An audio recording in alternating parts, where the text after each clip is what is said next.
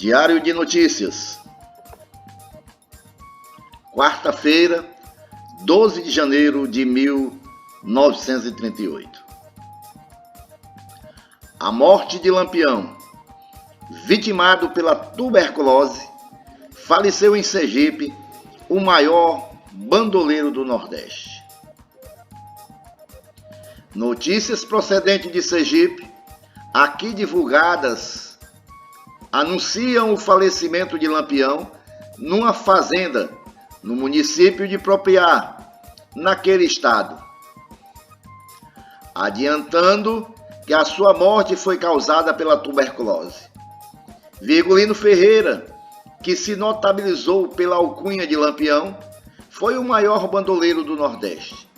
Perseguido pelas polícias de vários estados, conseguia sempre escapar dos recontros com as tropas volantes, graças ao fato de conhecer, como ninguém, todos os recantos do sertão nordestino, em cujas caatingas nunca deixou de encontrar refúgio seguro.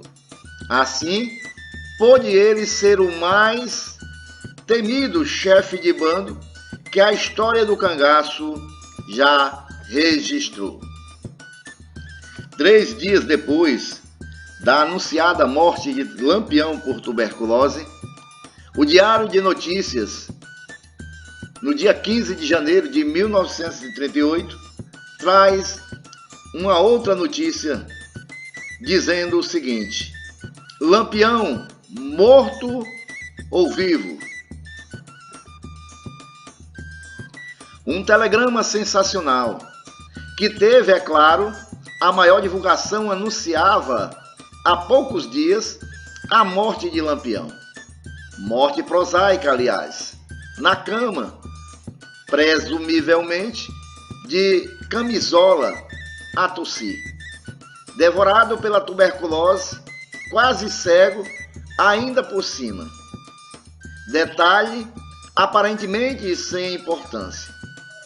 Importantíssimo, no fundo, todavia, falecera o terrível bandido na fazenda de um parente próximo do Dr. Eronildes, lá para os confins de Sergipe, com toda a assistência necessária. Mas outro telegrama, imediatamente publicado com idêntico destaque, desmentiu a informação auspiciosa, acrescentando até: e certo que Lampião não penetra em território sergipano há alguns anos.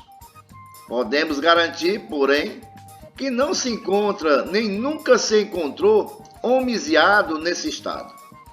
A sua presença tem sido assinalada nas regiões fronteiriças apenas. O caso estava decidido, pois Lampião não morrera mesmo. A notícia transmitida não tinha, lamentavelmente, fundamento nenhum. E se não era verdadeira a morte propalada, muito menos procedência tinha a localização do cangaceiro, doente, já estrebuchando, talvez, em terras de um Eronildes qualquer. O próprio doutor Eronildes não gostou da brincadeira, porém. E assim é que, embora no Rio a espairecer um bocado, logo deliberou ordenar a abertura de rigoroso inquérito para averiguar a origem do primeiro telegrama, no qual enxergou, quiçá, subintenção pessoalmente deprimentes. O caso, que estava decidido, conforme vimos, não passava de vulgar acidente de publicidade. A resumir da seguinte maneira: algum caboclo viajante ouvira dizer que Lampião morrera. Ao chegar à cidade, contara a grande novidade, já com minúcias de sua imaginação. Morrera sim, o facínora, morrera tuberculoso, com os olhos escuros, E se porventura alguém duvidasse, o linguarudo não hesitaria em adiantar mais.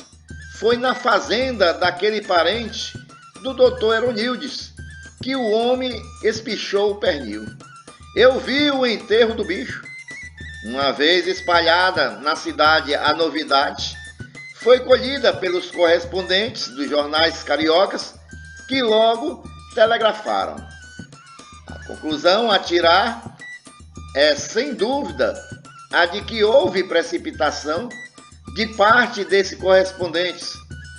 Se quiséssemos ser severos na apreciação, poderíamos dizer que houve leviandade profissional. Falta mais grave, entretanto, não houve com certeza. Logo, dificilmente se explicará o abespinhamento do doutor Eronildes, mandando abrir inquérito para saber de quem partiu a informação.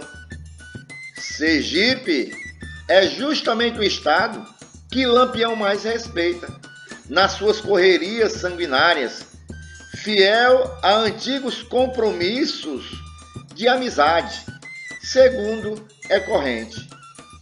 Passa sempre ao largo com o trambuco desengatilhado.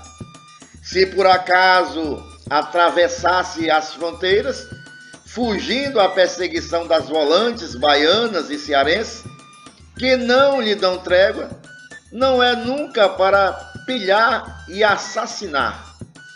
É invariavelmente a procura de abrigo, sossegado e seguro, jamais negado por sinal. Como interpretar? Pergunto agora. A irritação causada ao doutor Eronildes pelas simples notícias da morte do famigerado assaltante.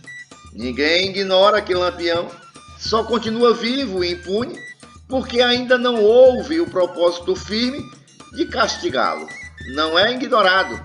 Outro sim, que consegue escapar de todas as perseguições graças ao auxílio constante e perfeito dos chamados coiteiros.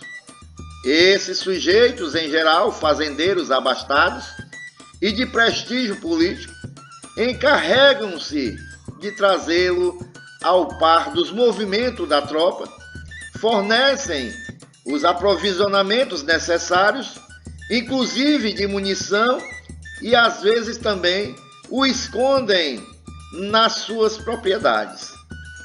A Córcega, até bem pouco tempo, vivia infestada de bandidos temíveis. Um dia, o governo francês resolveu exterminá-los exemplarmente e mobilizou forças copiosas, munidas de verdadeiros apetrechos de guerra, como sejam tanques, gases asfixiantes, metralhadoras e granadas de mão. A luta foi dura, muitos homens foram sacrificados. A ilha, porém, ficou limpa. Os bandidos que não tombaram combatendo foram capturados. O mesmo poderia ser feito aqui. A despeito das diferenças geográficas, não é e nem o será, porém, porque a muita gente não convém o fim do cangaço. Não convém a muitos por interesses inconfessáveis. A outros tantos por afeições incompreensíveis.